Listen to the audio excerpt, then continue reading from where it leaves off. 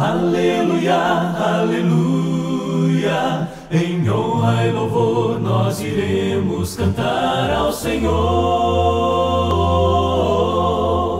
Tem muitos evangelhos sendo pregados no mundo hoje, mas são outros evangelhos que não são o evangelho de Cristo. Agora, com essa referência, com essa ideia, provavelmente você já está pensando numa passagem bíblica, não está? Então, onde seria isso? Onde alguém fala de outros evangelhos, porque isso já acontecia no primeiro século. Então, por isso, em certos momentos, o povo de Deus enfatiza o que os outros modificam ou ignoram. Quer dizer, nós oferecemos uma corretiva. Vamos mostrar a verdade da coisa dentro de uma determinada área, assim. E isso é necessário, temos que fazer isso, para que as pessoas possam ouvir a verdade e ser salvas. Mas na hora de fazer isso, temos que tomar cuidado. Na hora de defender a verdade, corrigir os erros, para que possamos manter a ênfase bíblica. Eu já entreguei o assunto aqui agora, né, quando o Valdizão perguntou. Uma dessas ênfases que está em toda a Bíblia, que pode ser colocado em risco na hora de mostrar o ensinamento falso e ensinar a verdade, é exatamente a questão sobre a iniciativa divina. Deus criou o homem, e Deus fez para o homem o que ele não podia fazer por ele mesmo.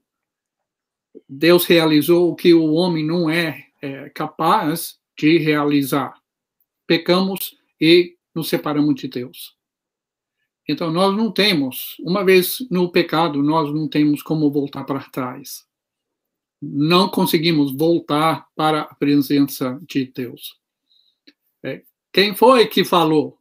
Todos pecaram e estão afastados ou carecem a glória de Deus. Eu gosto da nova tradução na linguagem de hoje aqui, que fala que estamos afastados da presença gloriosa de Deus. Eu acho que chega bem a ideia a isso.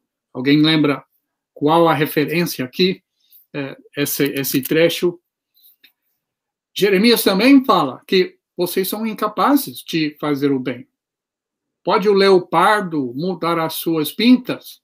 Ele é o que ele é. E vocês são o que vocês são, pecadores. Porque vocês estão acostumados a praticar o mal. Não vi ninguém comentar ainda, eu estou olhando aqui dentro do Restream, não estou vendo mensagens ainda, mas tudo bem.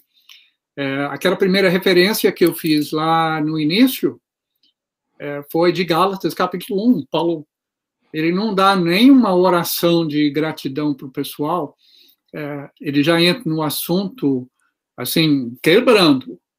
Em Gálatas 1, versículos 8 e 9, ele fala de outro evangelho. E em Romanos 3, versículo 23, o apóstolo Paulo falou aquela frase que todos pecaram. Da presença gloriosa de Deus. São aqui. Caiu? Estamos aí? Tá tudo bem. Ok. Uma outra frase do apóstolo Paulo está em Romanos 5. Ele tem 3 frases para dizer qual foi o momento em que Jesus Cristo morreu na cruz. Quando foi que Deus enviou seu Filho ao mundo? 3 frases, e é fácil de lembrar os versículos, porque é versículo 6, 8 e 10. Então, os versículos pares, 6, 8 e 10. Ele fala primeiro que Cristo morreu por nós quando ainda éramos fracos. Depois ele fala no versículo 8, quando ainda éramos pecadores. Parece que a coisa vai progredindo de mal a pior. E terceiro, ele diz quando éramos inimigos de Deus. Então tá sentindo essa progressão nesse trecho aí.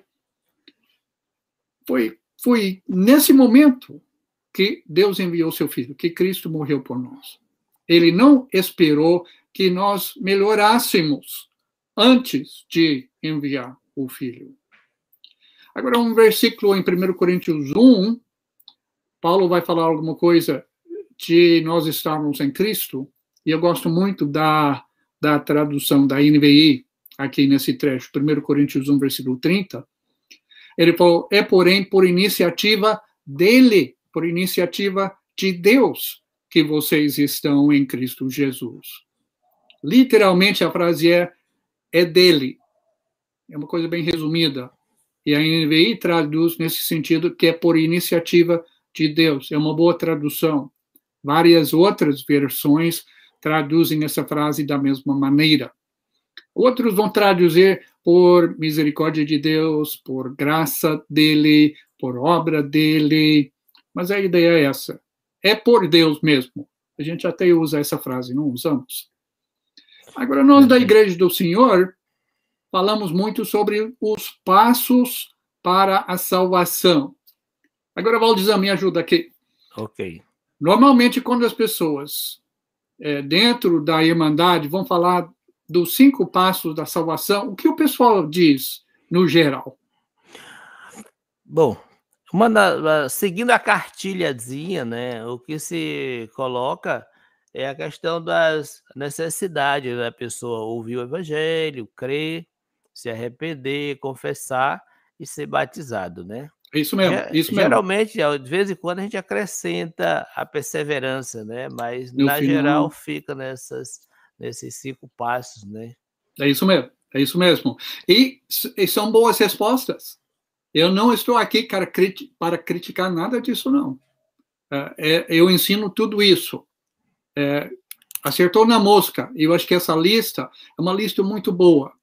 Agora, nós modificamos um pouco essa lista ao longo dos anos, e nessa obra que eu citei, onde eu estou tirando esse material, Conhecimento do Evangelho, que eu espero lançar, quem sabe esse ano ainda, ou no ano que vem, dá um pouco de história. Onde apareceu o pessoal fala, exercício dos 5 dedos? Foi no século XIX. Um irmão evangelista, nessas áreas rurais dos Estados Unidos, ele andava, ele chegava em algum lugar e ele chamava as crianças.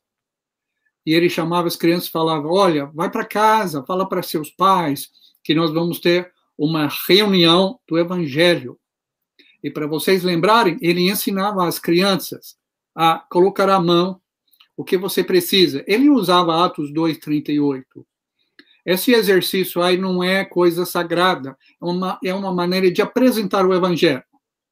Então, essas modificações só estão levando em conta outros pontos dentro do Novo Testamento.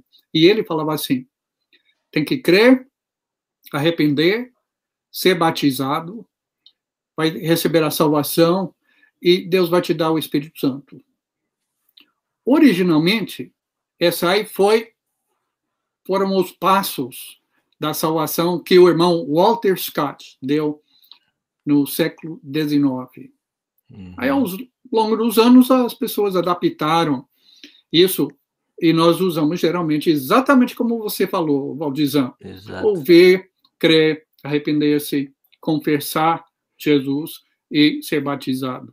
Então, cada forma desse exercício apresenta coisa boa, não é? Apresenta coisa boa. Então, é uma maneira didática. Agora, quando as pessoas chegavam nas reuniões do irmão Walter Scott, ele entrava em detalhe, ele falava mais coisa a respeito. Então, era uma coisa só para chamar atenção, certo? Ok. Ô, Rendal, até aproveitar esse gancho que tu tá falando aí, a gente olha a pregação do Evangelho, né, e no livro de Atos e por aí adiante, parece que só tem 3 pontos da pregação do Evangelho, não são 5, são só 3 que são essenciais, né? E o que me chama a atenção é que muitas vezes a gente sai dos 5 e ainda acrescenta outras obrigações, né, ou deveres ou coisas que, como por exemplo, você primeiro tem que se purificar para poder entrar no Santo dos Santos. Então tem umas coisas aí que eu sou meio leigo, né? Eu não tenho muito conhecimento, mas tem umas coisas aí que eu acho meio farisaicas, sabe? Mas tudo bem, eu não quero aqui dar lugar para polêmica, né? Eu sou polêmico por natureza, né? Porque é como Paulo fala, né? Paulo não chegou lá e disse, olha, eu quero falar uma coisa para vocês, podem me ouvir uma coisinha aqui? Ô, raça de insensato, né? E a carta mais braba do Novo Testamento é Gálatas, né? Aí você está lidando com pessoas que estão ensinando besteira na igreja e você chega lá, não pode falar assim, para o irmãozinho não se chatear, não ficar magoadinho. Não, tem que levar lá para fora do prédio, lá para frente. Olha, aqui é o caminho, se tu quiser ficar... faz o negócio certo. Se tu não quer fazer, vai-te embora. É tipo assim, sabe? É mais ou menos esse radicalismo. É uma forma de falar, claro, ele não vai fazer isso. Mas se necessário for, principalmente quando falamos de pessoas que se dizem maduras, se não quer fazer a coisa certa, pega o beco mesmo. Sim. É verdade, né? É verdade. Agora, e o que muita gente quer fazer hoje é descartar totalmente esse tipo de exercício e esse tipo de resposta. Só precisa ter fé, pronto, acabou. E tem uns irmãos nossos que estão fazendo isso, que estão criticando este uso, estão criticando uma resposta detalhada à pergunta: o que devo fazer para ser salvo? Acham que a pergunta não é uma boa pergunta. Porque, olha, a pergunta tem no Novo Testamento, não tem? Então, a pergunta merecia uma resposta. Atos 2, o pessoal já perguntou, Pedro deu uma boa resposta. Às vezes, talvez os irmãos, para o outro lado, que vão pecar, digamos assim, pelo outro extremo, querem ser mais completinho. Eu acho que quanto a isso, não, assim, esse desejo é bom, de querer ser completo, não é? Mas eu acho que eu já fiz uma lista de 7 também, né? Então, você está falando de mim, né, Valdizão? Tem 7, tem 13, tem 9, e varia muito do clero, né? Sei. É uma maneira de apresentar o evangelho, né? Sim, uma maneira... Claro. Até que nessa obra que eu mencionei, o conhecimento do evangelho, eu mostro várias tentativas. Os evangélicos têm aquela maneira, assim, as 4 leis espirituais, que é uma lástima aquilo. E eu trato disso dentro daquela obra também, mostro porque aquilo realmente deixa a desejar. E às vezes nossos irmãos têm tentado adaptar, né, e modificar para ensinar a verdade. Está valendo isso, né? Mas precisamos sim falar muito para responder essa pergunta: o que devo fazer para ser salvo? Porque as respostas no mundo religioso são muitas e só tem uma resposta certa para as pessoas, e é a mesma resposta, né, que Deus dá para nós. Então nós temos que falar sobre esse assunto, não é? Agora, nossa oração é para que muita gente faça a pergunta. E vamos trabalhar para responder a pergunta. Eu sei que você faz isso também, né, irmão?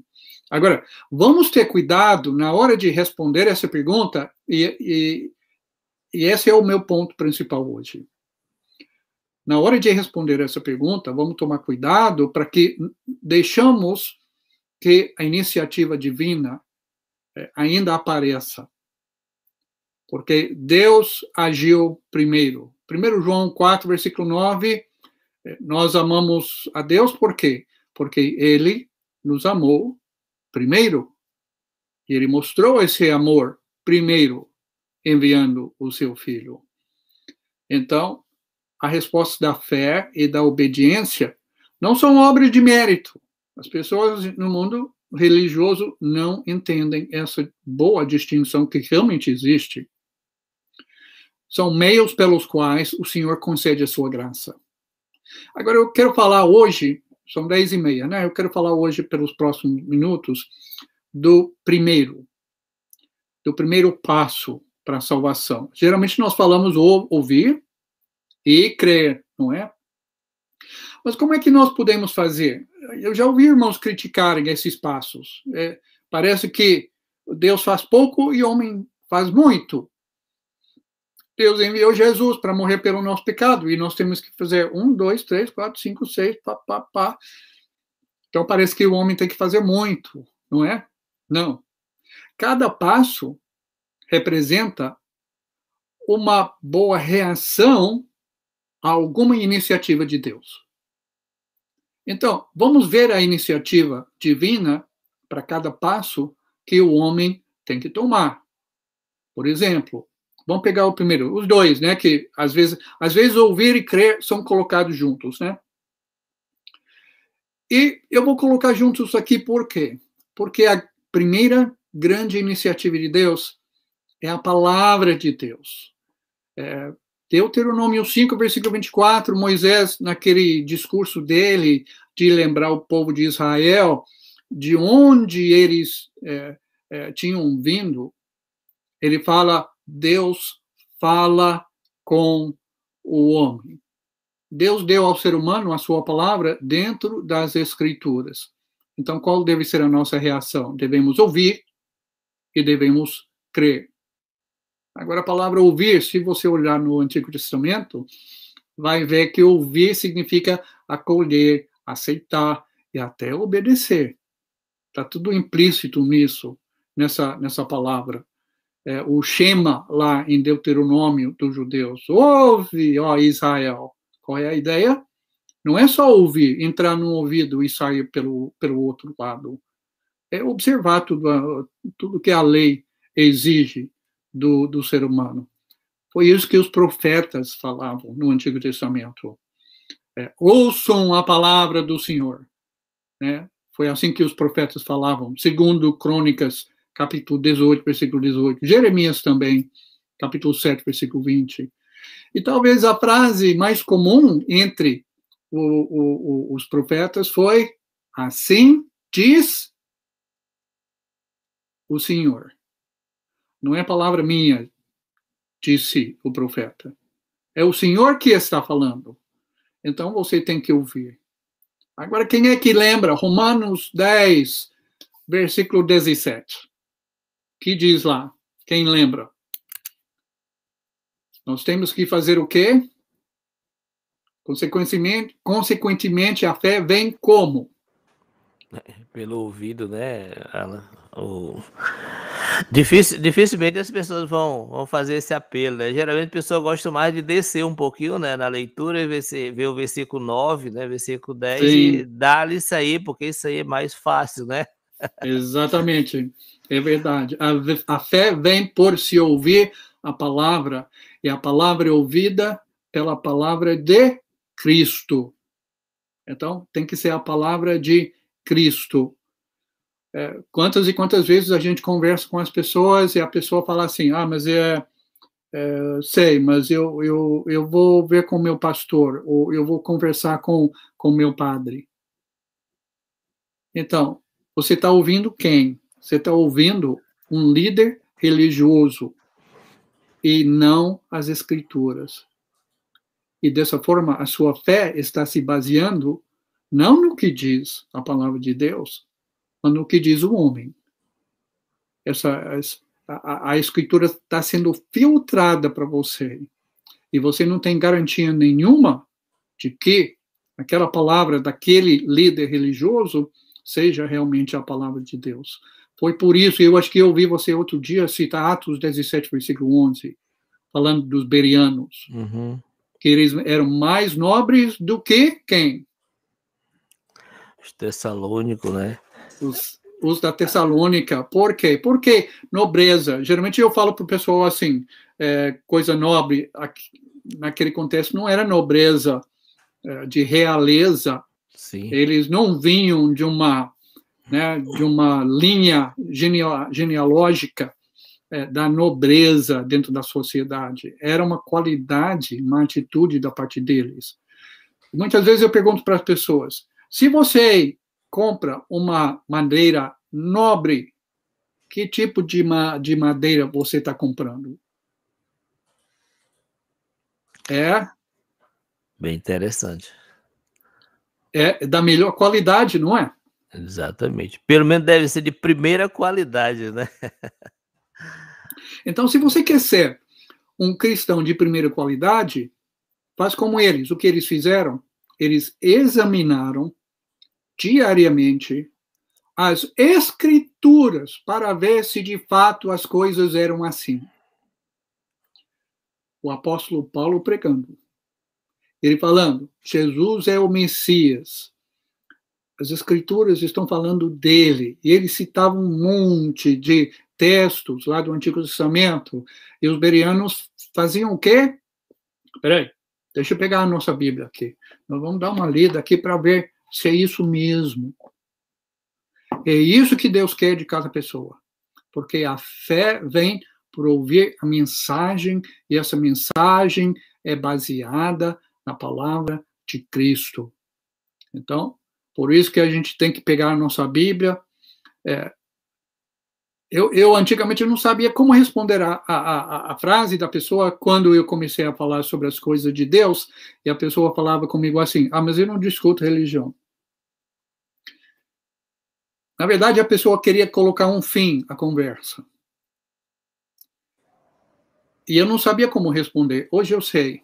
Eu falo, eu também não discuto a religião. Então vamos sentar, pegar a Bíblia, vamos abrir a própria Bíblia e deixar ela falar para nós. Vamos ler a Bíblia. E é por isso que muitas vezes no nosso grupo familiar aqui em casa, quando a gente tinha na academia Nova Fit, quando a gente tem lá, eu não chamo de estudo bíblico, eu chamo de leitura bíblica, porque nós queremos deixar que a Bíblia fale, que a Escritura fale para nós, porque a nossa fé tem que ser baseada nela, não é verdade? Amém, verdade. Então, Paulo aqui em Romanos, capítulo 10, versículo 17, está falando muito bem a palavra de Cristo. Deus fala com o homem. Cristo fala conosco por meio dos seus apóstolos, por meio dos profetas, no Novo Testamento. E em João 12, versículo 48, é a palavra dele que vai nos julgar no último dia. Ninguém faz vestibular sem estudar a matéria. E quem quer entrar no dia do juízo, sem conhecer a fundo a matéria pela qual nós vamos ser julgados, que vai ser a palavra de Jesus. Então, temos que ver muito bem isso. Então, não existe fé sem a palavra de Deus, sem a Bíblia. Eu acho que talvez eu falei na semana passada, não lembro, eu sei que eu falei lá na academia, nós tivemos estudo lá na quinta-feira à noite da semana passada, que entrou um religioso numa reunião e ele assumiu o controle do negócio e ele queria acabar com o grupo, na verdade, e ele falou assim, você não pode usar a Bíblia, não pode basear a sua fé na Bíblia. Então, vamos basear a nossa fé em quê? No ser humano? Muito obrigado, mas eu fico com a Bíblia. Existem 1000 crenças pelo mundo afora, mas a fé, no sentido bíblico, surge apenas a partir de ouvir a palavra de Deus. Alguns anos atrás, na verdade, 1952, um teólogo escreveu um livro chamado O Deus que Age. Inclusive, eu tenho um livro aqui comigo, O Deus que Age. Foi traduzido e publicado em português, se não me engano. É por isso que você pode ver que é daquela época mesmo. O ano que eu nasci foi um ano muito importante, viu, Wendel? Ah, é? Então, muitas coisas boas aconteceram em redor do mundo no ano de 67, inclusive 67. do nascimento, né? Pois é. Pois é, é verdade. O que ele queria fazer com esse livro era para dizer o seguinte, as teologias sistemáticas basicamente ficam voando e ficam criando afirmações cada vez mais abstratas e complexas. Ele diz a Bíblia o que é? É o registro dos atos de Deus na história. É isso mesmo. Agora, precisamos colocar também que Deus não é só o Deus que age, mas ele é o Deus que fala. E ele fala na Bíblia. E hoje em dia não existe mais profeta inspirado por Deus. Os milagres cessaram no 2º século.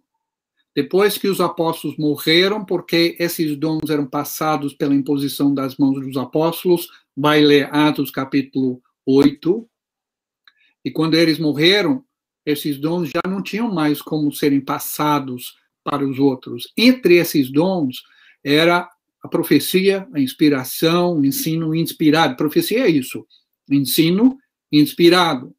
Às vezes falando sobre o futuro, mas muitas vezes falando sobre as grandes verdades de Deus. Então, não temos pessoa que vai dizer, eu recebi uma revelação de Deus.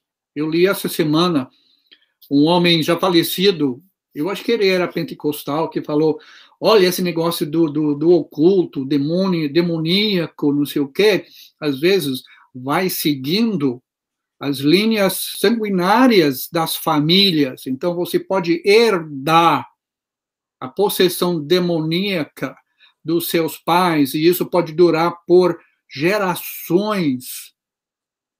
Cara, de onde você está tirando isso?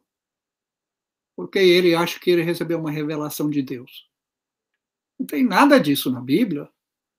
Não tem nada disso. Revelação, não. Ele era muito criativo. Muito criativo. Então, precisamos ficar com a Bíblia. Quantas e quantas vezes as pessoas perguntam para mim, Randall, o que você acha sobre... Eu não acho nada. E o que eu acho não tem valor. Então, vamos parar com a especulação, com criar ideias. Foi você... Não, eu estava conversando com um irmão outro dia, né, sobre a autoria de Hebreus. Tem umas teorias interessantes. Até interessante ler essas coisas. Mas eu não me aprofundo muito nisso, sabe por quê? Porque não é um assunto bíblico. Exatamente. Se Deus queria que a gente soubesse quem escreveu Hebreus, ele falava. Ele falava. Vamos, Deuteronômio 29, versículo 29, diz o quê? As coisas ocultas pertencem a quem? A Deus.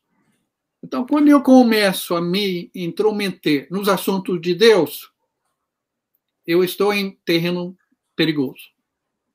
Mas as coisas reveladas são para nós e os nossos filhos para praticarmos essas verdades. Vamos ficar com as coisas reveladas. A fé vai vir da palavra de Deus. Então, agora o diabo quer tirar essa palavra de nós. Ele não quer que a gente creia. João capítulo 20, né, falou que João registrou os milagres de Jesus, os sinais, ele gosta de usar esse termo, os sinais. Para quê? Para que ele escreveu? Para que ele registrou as obras de Jesus? Para que vocês possam crer que Jesus é Messias, Filho de Deus, e crendo ter a vida eterna. Não foi isso que Jesus falou para os religiosos? Exatamente. Ele falou, vocês ficam procurando, examinando as escrituras, pensando que vocês vão encontrar nelas a vida eterna. Mas eles faziam de um jeito todo errado. Todo errado. Porque ele diz, mas as escrituras falam a meu respeito. E vocês não creem em mim. Ele estava dizendo, vocês deviam examinar as escrituras. Vocês deviam procurar a vida eterna. É isso mesmo. É o que Deus nos oferece. Mas vocês estão perdendo a noção, porque as escrituras estão falando a respeito de mim, e eu sou o caminho, a verdade e a vida. A vida. Agora, pelo tempo que eu tenho sobrando aqui, Claudizão, vamos abrir. Não, eu estava olhando aqui o comentário, inclusive do nosso irmão Jair. Isso. Né? Ele fez um comentário aqui que eu achei interessante. Ele precisa manter a firmeza sem ouvir a palavra, sem pregar a palavra de Cristo, não temos cristãos autênticos. Nós temos esse versículo que a gente usa, né, com muita facilidade, que é Lucas, né, onde ele está dizendo que a semente, né, é a palavra de Cristo. Nós usamos muito esse verso, né?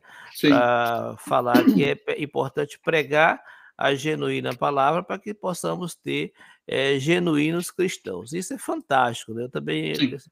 Mas o contraponto é quando o Samuel traz aqui a ideia de que as pessoas... o Senhor está falando, o Senhor disse isso, assim diz o Senhor...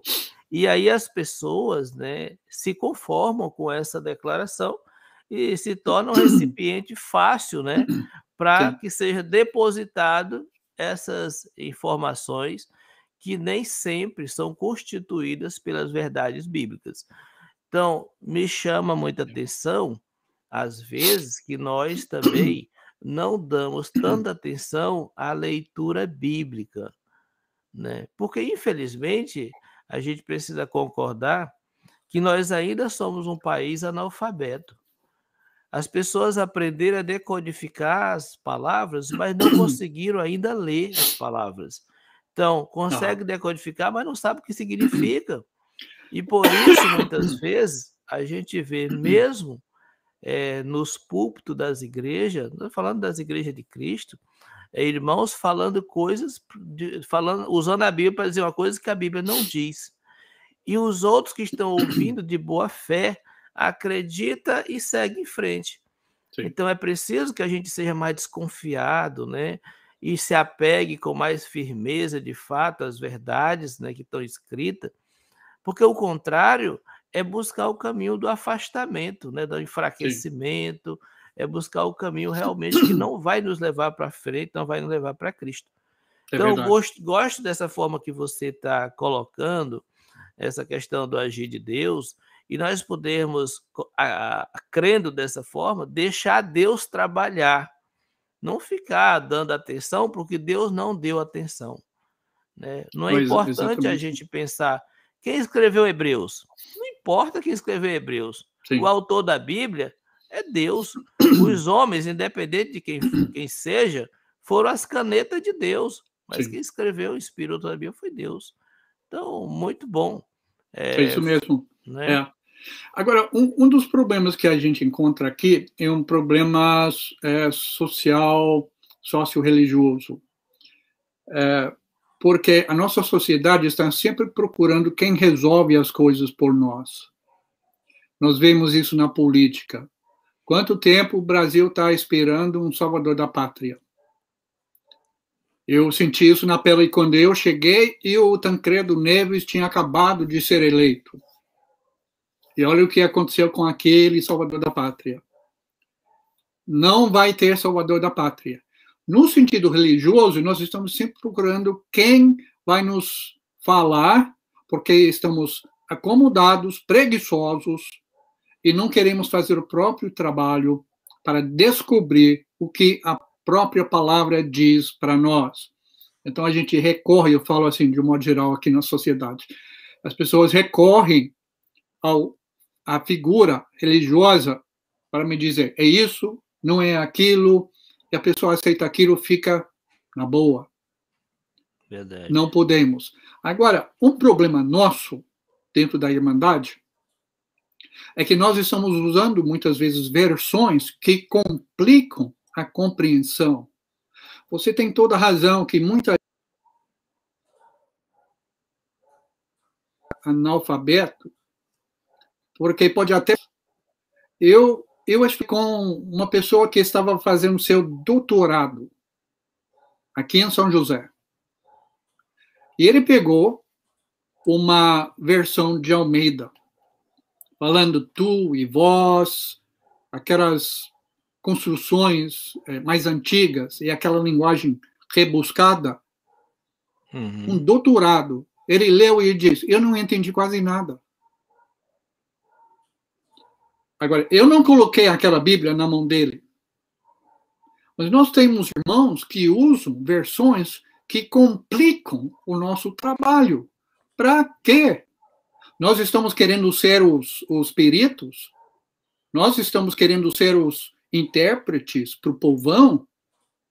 Eu lembro um irmão pregador que, quando chegou à NVI, ele disse, não, eu não gosto disso, não, porque ele tira a minha pregação, o que ele fazia?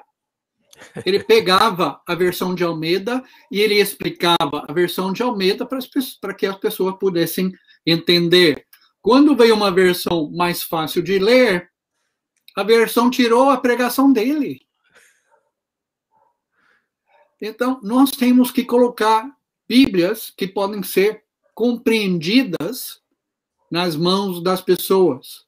E nós temos boas opções hoje, não temos nenhuma desculpa para continuar usando essas versões que complicam a compreensão das pessoas. Por favor, gente, se nós queremos ganhar as pessoas para Cristo, vamos ajudar eles a compreender e trabalhar o próprio texto, que eles conseguem ler e compreender eles mesmos.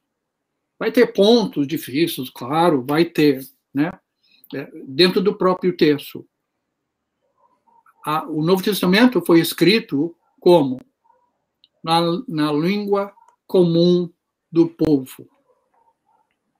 Então, por que nós vamos usar versões bíblicas que colocam numa linguajar que ninguém fala hoje? Ninguém fala. Exatamente. E é um ponto, assim, muito problemático, creio eu, assim, da nossa parte. Verdade. Dá tempo, irmão, para ver mais um texto ou você quer já concluir aqui? Dá tempo, sim. Abre, por favor, comigo, gente, em 2 Timóteo, capítulo 3. Nós lemos muito os versículos 16 e 17. Texto preciosíssimo. Mas precisamos começar essa leitura no versículo 15, pelo menos. Eu quero ler aqui 2 Timóteo 3, versículo 15. Vou começar no 14, na verdade. Uhum. Quanto a você, porém, Paulo falando para seu filho na fé, Timóteo, quanto a você, porém, permaneça nas coisas que aprendeu e das quais tem convicção, pois você sabe de quem o aprendeu. Porque desde criança você conhece as sagradas letras. Que sagradas letras são estas? As Escrituras. Você conhece as sagradas letras, que são capazes, que têm o poder de torná-lo sábio, de informá-lo, de inteirá-lo para a salvação. A Bíblia deve ser usada para isso, para a salvação eterna, não para algum ganho material ou físico, mediante a fé em Cristo Jesus. Tem uma versão bíblica que diz mais ou menos assim. Eu vou puxar aqui. Você tem conhecido as Escrituras Sagradas que são capazes de tornar você sábio o suficiente para ter fé em Cristo Jesus e ser salvo. Então, ele está fazendo uma ligação muito grande aqui entre as Escrituras e a fé. De onde vai vir a fé que nós precisamos ter em Jesus? Vai vir das Escrituras. Então, nós temos que conhecer, temos que tornar-nos sábios para que possamos saber como ter fé para receber a salvação do Senhor. Amém. Ok, deixa eu parar por aqui, viu? Bom, se eu colocar aqui um comentário, porque quando a gente lê o versículo 14, ele está fazendo um contraste com o versículo 13. Sim. Ou seja, o contrário, né, de não permanecer nas verdades é voltar para aquele grupo de pessoas perversas, impostores, né? Isso. Que é o tom que o apóstolo Paulo coloca na carta de Timóteo desde o início. Havia um grupo de pessoas que estava ali na igreja com o propósito de dissuadir os outros da fé. Sim. Dissuadir. E nós hoje, meus irmãos, nós não estamos, nós não podemos achar que nós estamos imunes a essas coisas. Não estamos. Sempre vai haver no meio da igreja pessoas que estão com esse propósito. Estão ali pregando porque quer aparecer, estão ali pregando porque querem arrebanhar. Lembra de capítulo 20 de Atos, versículo 18 e diante? Qual era a preocupação do apóstolo Paulo? ele ia se ausentar. Agora, o que ia proteger a igreja? Era a palavra. Por quê? Porque havia alguns indivíduos que iam se intrometer na igreja querendo ganhar a primazia de Cristo. Exatamente. Então, você pode dizer. Pode falar. Então, nós temos que nos apropriar da palavra com toda vontade, como se fosse um prato de arroz e feijão, um bife, negócio, e comer mesmo. E aquilo que a gente apropria, deixa ficar dentro, não fica trocando por qualquer outra coisa, barganhando a palavra de Deus, não, deixa aquilo morar no seu coração, porque isso vai fazer a diferença. Pode ser que alguém... isso tem significado e importância sim, porque na hora que o diabo se colocar na tua frente, você não vai poder se proteger com filosofias, não. O que protege nossas vidas, né, de cair na mão do diabo é aquela espada que Jesus nos usou, a palavra de Deus. Então, se apegue com essa palavra firmemente, independente do que estão dizendo, seja na academia, na escola, na faculdade, porque a faculdade, meu irmão, se você ainda não foi lá, você vai ver quando for ali. Ali é ambiente diferenciado, viu? Não é fácil. Então, que Deus lhe abençoe e que você possa se apropriar dessas instruções que o nosso irmão Rendal está trazendo de todo o coração. Isso é o que faz com que qualquer cristão se torne nobre na presença do Senhor. Amém. É verdade. E no capítulo anterior, Paulo estava até falando para Timóteo, lembra aquele versículo, capítulo 2, versículo 15, onde ele fala em termos de usar a palavra da verdade, manejar bem. No versículo 14 e no versículo 16, ele fala para o Timóteo o quê? Timóteo, não se envolva nas discussões. Então, parece que Timóteo tinha uma tendência para essas discussões, genealogias. Não faça isso, fique com as escrituras. Olha que belo conselho para nós. Exatamente. Que bênção, né? Que bênção. A gente muitas vezes entra no campo da opinião com muita facilidade, né? Começa a querer dar nossa opinião, falar daquilo que a gente, até da coisa que a gente gosta, e esquece que a Bíblia não é um self-service e nem foi feita para nos agradar, não. Ela foi feita para que nós nos tornemos agradáveis a Deus.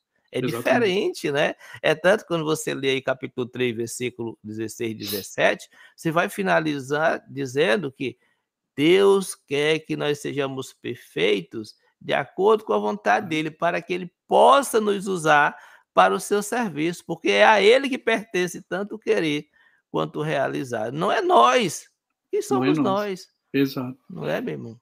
Recapitulando, Deus tem a iniciativa. E quando ensinamos o evangelho e respondemos a pergunta, o que devemos fazer para receber a salvação, vamos falar primeiro do que Deus fez. Deus falou. Ele falou nas Escrituras. E nós precisamos ouvir e crer. É o primeiro passo. Em honra e louvor adoremos na santa presença do Deus Criador.